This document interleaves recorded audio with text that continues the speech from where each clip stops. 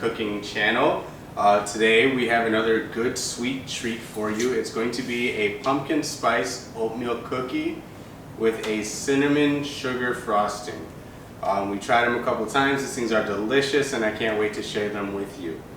I have everything that we'll need here pre-measured out just for ease of the video, but go ahead and be sure to check below for the measurements of everything in the full recipe description below.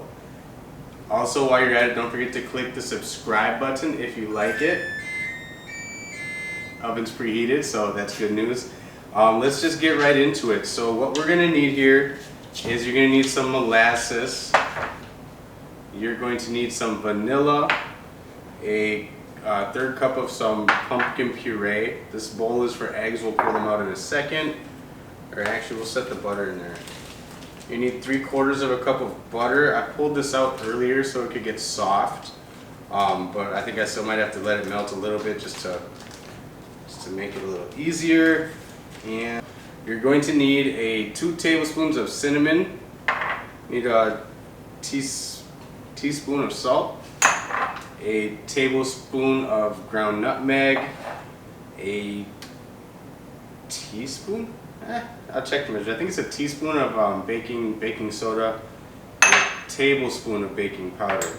We also have 2.5 cups of organic rolled oats and some flour here. So we have our KitchenAid here, and first thing what we're going to do is just get our wet stuff into there. So we'll break that open. Inside of here we're going to want to put the sugar,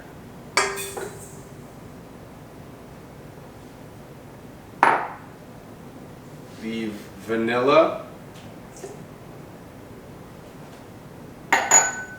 the pumpkin puree,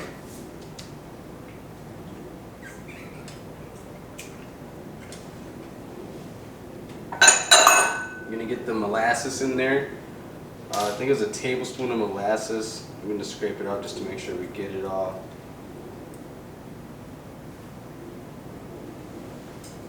And this recipe should make just about 2 dozen cookies. If you need more than that, if you have a bigger event, just multiply the measurements here. And then we also need to get the butter in there. So, I'm just going to get it melted a little. And last, we're just going to pour in our butter.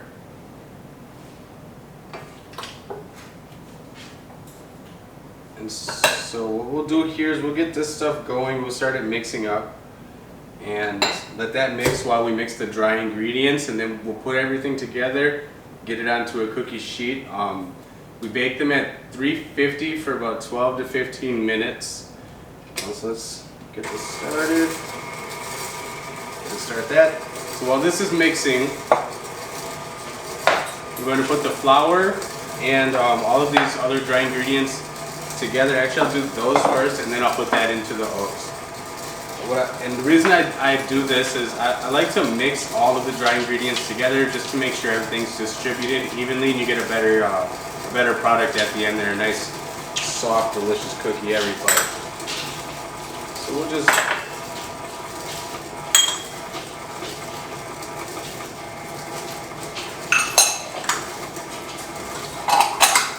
dump all of our ingredients into there. So we'll take a whisk and we'll just kind of mix in all these dry ingredients. We'll try and make sure everything gets a good whisk. You don't want to go do it with anything power because you have the flour in here and it can make a big mess.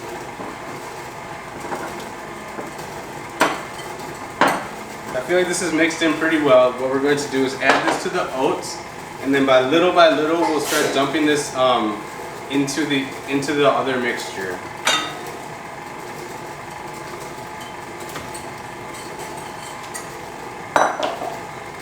Do the same. We'll kind of just mix all this together and try and get everything to be blended as evenly as possible before we start adding it in. I'm not gonna lie, I did almost forget to put the eggs in there. You need 2 eggs. So we're gonna get the eggs in there right now so that this can continue to mix, and then we'll add in the dry. Good, so we're gonna drop one at a time. I'm gonna drop a yolk and some white with it. We'll let that mix a little. And then we'll have our wet mixture really well mixed. It smells good. And we have this dry mixture also pretty well mixed together. And all we have left to do now is just add them in. So we're gonna add about half of this in, let it get mixed, and then we'll add the other half. That way we don't stress the machine at all.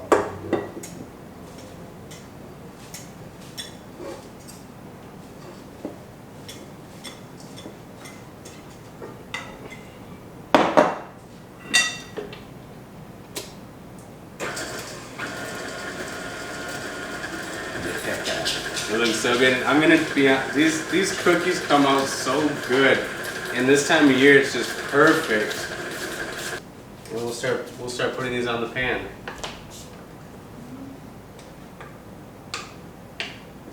Let's get them ready.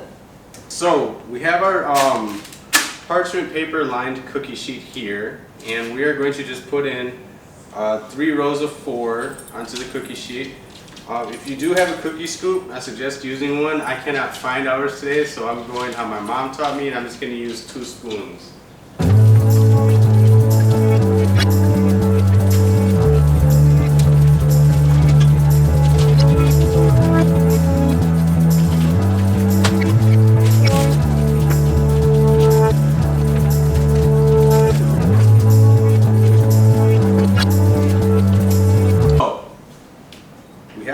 Cookie sheet laid out here. We've got a dozen on there, and we have our oven preheated.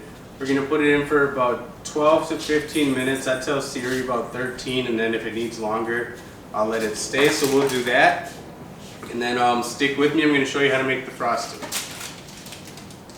Alright, so got our cookies in the oven. Now for the best part. We are going to make the frosting for it, which is a simple 3 ingredients. We have powdered sugar, we have a teaspoon of cinnamon, and then we're going to use about 4 tablespoons, give or take, of water. So first thing what I'm going to do is put the cinnamon into the powdered sugar, give that a mix again just to get all the dry ingredients together and make sure the flavor comes out the best that it can.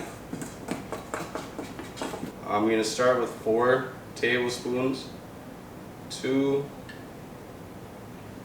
3, 4, and I'm putting these just below the lip to try to not overdo it, but you will see how this just all comes together. You just keep kind of mixing it, and it's going to turn into an amazing frosting.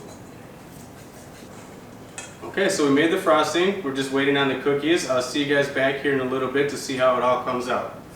Alright, so we have this pan fresh out of the oven, nice golden brown, just how we want them. What we're going to do is set them onto this rack to cool, and once they're cool, we'll be able to put the frosting. Alright guys, our cookies have cooled down now, so what we're going to do is we're going to take our frosting, and we're just going to give it a little whip, make sure it's nice and smooth again. Then we'll take the spatula and we'll just throw some frosting onto each cookie. If you let the frosting cool down, it will harden a little bit, and then they're perfect to go. Put them in a container, and cookies for the family.